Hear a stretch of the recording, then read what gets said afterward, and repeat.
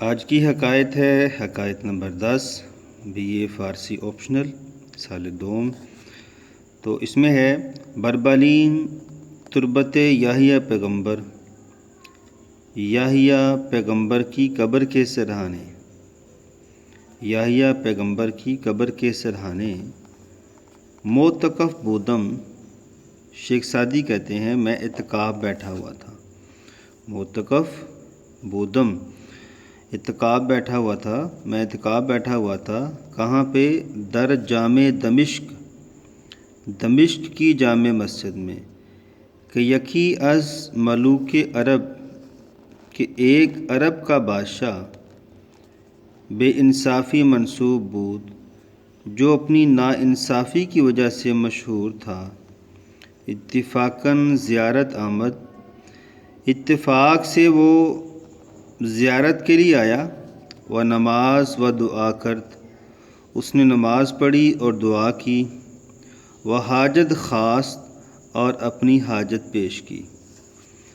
یحییٰ پیغمبر کی قبر کے سرہانے دمشق کی جامع مسجد میں شیخ سعدی کہتے ہیں میں اعتکاف بیٹھا ہوا تھا کہ ایک عرب کا بادشاہ جو کہ اپنی ناانصافی کی وجہ سے مشہور تھا، اتفاق سے وہ زیارت کے لیے آیا، نماز پڑھی، دعا کی اور اپنی حاجت پیش کی۔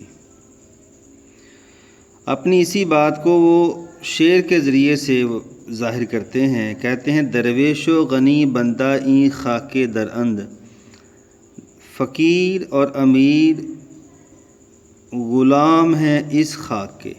مطلب وہ جو جہاں پہ وہ اعتکاف بیٹھے ہوئے تھے مزار میں کے احاطے میں، تو کہتے ہیں بزرگان دین جو ہیں ان کے مٹی کی خاک کے یہ چاہے درویش ہے چاہے امیر ہے اس کے غلام ہیں۔ و انان کے غنی ترند، اور جو جتنا زیادہ امیر ہے محتاج ترند، وہ اتنا ہی زیادہ محتاج ہے۔ آنکھ مرا گفت، آنکھ مرا گفت، مرا مجھے گفت، اس نے پوچھا، پھر اس نے مجھ سے پوچھا، از آنجا کہ ہمت درویشان اس و صدق معاملت ایشان، جہاں تک معاملات کی سچائی اور صدق معاملات کا تعلق ہے، ایمانداری کا تعلق ہے، وہ درویشوں میں موجود ہے۔ خاطری ہمراہی من کنید، میرے حال کی طرف غور کیجئے کہ از دشمنی صعب اندیشہ کم، مجھے بہت سخت دشمن کا سامنا کرنا پڑ رہا ہے، مجھے اس کا کوئی حل بتائیے۔ گفتمش، میں نے اس سے کہا، بررعیت ضعیف رحمت کن، کمزور رعایا پر رحم کر، تا از دشمن قوی زحمت نہ بینی، تاکہ تجھے طاقتور دشمن کا سامنا نہ کرنا پڑے۔ پھر اپنی اسی بات کو اشعار کے ذریعے سے وہ ظاہر کرتے ہیں، کہتے ہیں بازوان توانا و قوت سر دست، طاقتور بازوؤں اور اور ہاتھوں کی قوت کے ساتھ، طاقت کے ساتھ، خطاء پنجائے مسکین ناتوان بشکست، غلطی ہے کسی بیچارے مسکین کے پنجے کو توڑ دینا۔ نہ ترست آنکھیں سرے نہ ترست آنکھیں بر افتاد گان نہ بخشاید، وہ بندہ جو مصائب میں افتاد گان، جو مصائب میں گھرے ہوئے لوگوں کو معاف نہیں کرتا، کہ گر زب آئی در آید کسش نگیر دست، وہ یاد رکھے کہ اگر کبھی وہ اس مصیبت میں پڑ گیا، نگیر دست، کوئی بھی اس کا ہاتھ نہیں پکڑے گا۔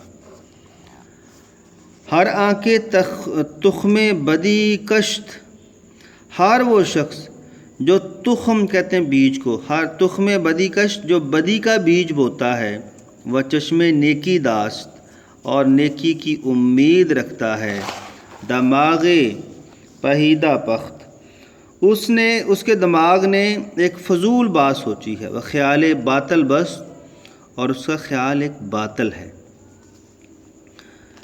پھر کہتے ہیں زگوش پمبا آرت، اپنے کانوں سے روئی نکال، وداد خلق بدا، اور مخلوق کو انصاف دے۔ یہ ساری باتیں وہ بادشاہ کو بتا رہے ہیں جو اپنی بے انصافی کی وجہ سے مشہور ہے۔ وگر تو می نہ دہی داد، یاد رکھ اگر تو نے انصاف نہ دیا، روزے دادی ہست، یاد رکھ ایک دن انصاف کا موجود ہے۔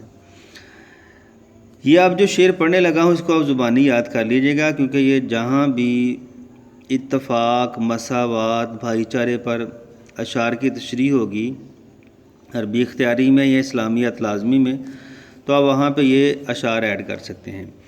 بنی آدم ادائے یک دیگرند، بنی آدم ایک دوسرے کے حصے ہیں، جسم ایک ہی ہے اور ایسے ہے جیسے جسم کے حصے۔ چوں کہ در آفرینش زیک گوہرن، کیونکہ وہ ایک ہی مٹی سے پیدا کیے گئے ہیں۔ چوں ازوی بدرد آرد روزگار، جب زمانے کی طرف سے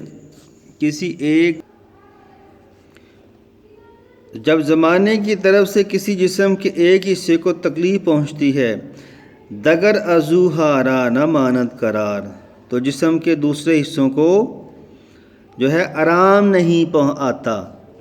تو کس محنت دیگران بھی غمی، اگر تو دوسروں کے غم سے بے خبر ہے، نہ شاید کہ نامت نہند آدمی، تو تیرے لائق نہیں ہے کہ تجھے انسان کا نام دیا جائے۔